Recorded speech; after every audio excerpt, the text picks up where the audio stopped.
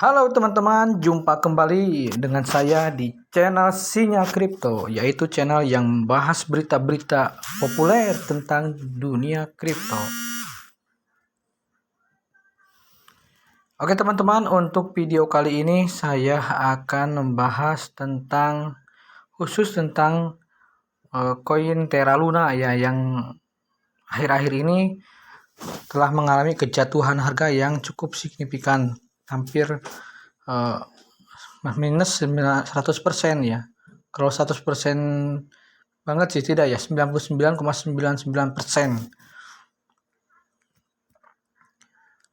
Terra Luna jatuh dari harga $99 ya.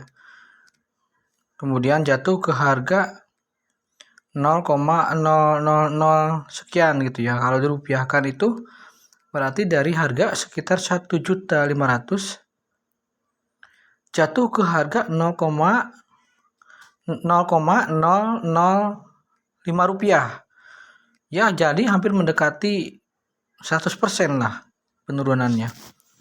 Tentu sudah banyak juga ya teman-teman para YouTuber yang sudah menjelaskan atau memaparkan penyebab kejatuhan daripada harga token Terra Luna.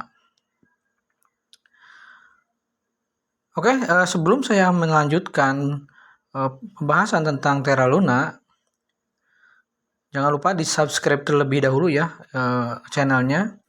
Dan mohon maaf juga kepada subscriber saya udah hampir sebelum pas puasa ya, sampai sekarang baru buat video lagi gitu ya, karena banyak kesibukan gitu ya teman-teman. Saya akan coba untuk mereview kembali dari mulai pertama penyebab jatuhnya harga Terra Luna dan USD-nya ya, US stablecoin milik Terra ya. Memang ada beberapa perkiraan gitu ya, ada beberapa yang memperkirakan penyebab daripada jatuhnya harga Terra Luna ini, atau konspirasi. Ada beberapa teori konspirasi, tapi yang saya agak yakin gitu ya, mendekati benar gitu ya, yaitu konspirasi dari ini ya, BlackRock, perusahaan besar yang yaitu namanya BlackRock dan Citadel kalau nggak salah, dua perusahaan itu. Ini memang menurut saya ada kaitan juga ya dengan perang antara Rusia dan Ukraina, atau Rusia dengan NATO, atau dengan Eropa atau dengan Barat. Jadi Rusia ini sebenarnya kita coba bongkar dulu dari dasar dulu ya. Jadi informasi yang saya terima bahwa Rusia ini sangat geram ya dengan Amerika Serikat, khususnya dengan dolar gitu ya. Jadi dolar ini, jadi mereka itu Amerika Serikat mencetak dolar dengan seenaknya gitu ya, tanpa dijamin dengan fixed aset seperti emas, perak, tanpa dijamin dengan itu. Jadi sistemnya kan cetak, mereka butuh misalkan untuk beli kemudian cetak dan dicatat dalam bentuk hutang negara gitu ya, seperti itu. Jadi sangat mudah sekali begitu. Nah, Rusia ini memang ingin menggeser posisi dolar sebagai mata uang internasional, yaitu menggantikannya mungkin dengan rubel atau dengan Bitcoin gitu ya, yang mana Bitcoin ini supply-nya terbatas, jadi tidak bisa diutak-atik begitu ya. Jadi tidak ada rekayasa dari pemerintah apapun gitu, sehingga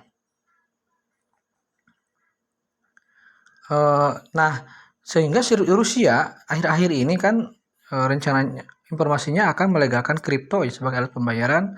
Ya, tujuannya memang akhirnya ini untuk mendepak posisi dolar sebagai mata uang internasional. Nah, Amerika ini tinggal diam sebenarnya melihat Bitcoin atau cryptocurrency ini pelan-pelan menggeser posisi dolar gitu ya, karena banyak para investor atau banyak pelaku usaha yang menaruh dananya justru di Bitcoin gitu ya, sehingga melemahkan nilai tukar dolar. Nah itu sehingga Amerika ini membuat teori konspirasi bagaimana untuk menjatuhkan Bitcoin. Jadi ini kasus Terra Luna ini berkaitan erat dengan Bitcoin. Mungkin saja ya ada keterkaitan antara pemerintah Amerika Serikat dengan perusahaan BlackRock dan Citadel. Kenapa mereka melakukan ini? Karena kenapa mereka berhubungan dengan harus menghancurkan Bitcoin harus dengan menghancurkan dulu Terra itu sendiri, karena mereka tahu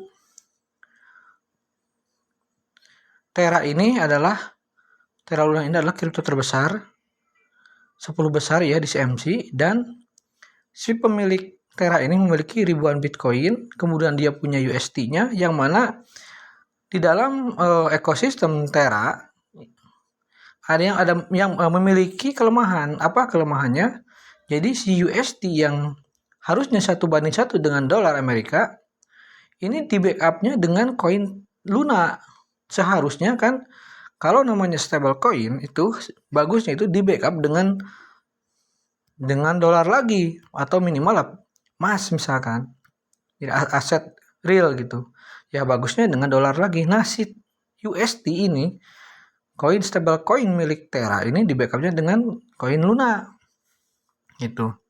Nah ceritanya, katanya informasinya Citadel dan BlackRock meminjam, banyak lah yang informasinya di YouTube, meminjam 100.000 Bitcoin kepada Gemini ya, exchange bursa kripto, 100.000 Bitcoin, entah dengan jaminan apa begitu ya, atau seperti apa ya tidak dijelaskan, meskipun memang pada akhirnya BlackRock dan Citadel juga mengkonfirmasi atau klarifikasi bahwa mereka tidak melakukan hal tersebut, tapi ini lebih realistis menurut saya. Mereka menginjam 100.000 Bitcoin kepada Gemini, kemudian dia ingin menjualnya Bitcoin tersebut kepada si Do Kwon ini ya, CEO dari Terra. Karena kalau misalkan dijual di market itu maka market akan dump gitu ya, istilahnya bakal mempengaruhi besar terhadap harga Bitcoin. Karena si Citadel dan BlackRock ini tahu ya kelemahan USD, ketika USD-nya abrik gitu ya, dilemahkan, maka akan menurunkan harga Luna secara otomatis gitu ya. Dan akhirnya si Terra Luna ini akan sekuat tenaga untuk menjual Bitcoinnya, cadangan Bitcoinnya, untuk menahan penurunan harga, dan akhirnya Bitcoinnya jatuh karena Terra Luna menjual, kemudian Citadel menjual, ya USD-nya jatuh, semuanya jatuh. Pada waktu itu, pada saat jatuhnya harga Terra Luna, Bitcoin pun sama mengalami kejatuhan, bahkan sampai 24.500 per Bitcoin. Nah, informasinya bahwa mereka menjual Bitcoin melalui transfer ya ke antar wallet ke Do Kwon. Jadi Bitcoin ditukar, sekian 25.000 Bitcoin ditukar, diberikan kepada Do Kwon, kemudian Do Kwon mentransfer dalam bentuk USD. Tapi si BlackRock-nya katanya minta diskon gitu ya. Jadi lebih murah. Jadi harga si USD-nya itu misalkan harga Bitcoin disepakati 35.000 USD per Bitcoin. Nah, si BlackRock itu minta diskon misalkan jadi 34.000. Jadi si BlackRock-nya itu dapat USD-nya lebih banyak lah gitu ya, di harga pasaran di market. Akhirnya transfer katanya ya. Kemudian si Do Kwon juga mentransfer jumlah USD-nya, berarti lebih gitu, dilebihkan gitu karena dapat diskon. Nah, setelah USD itu nyampe ke mereka, ke BlackRock itu, kemudian si BlackRock itu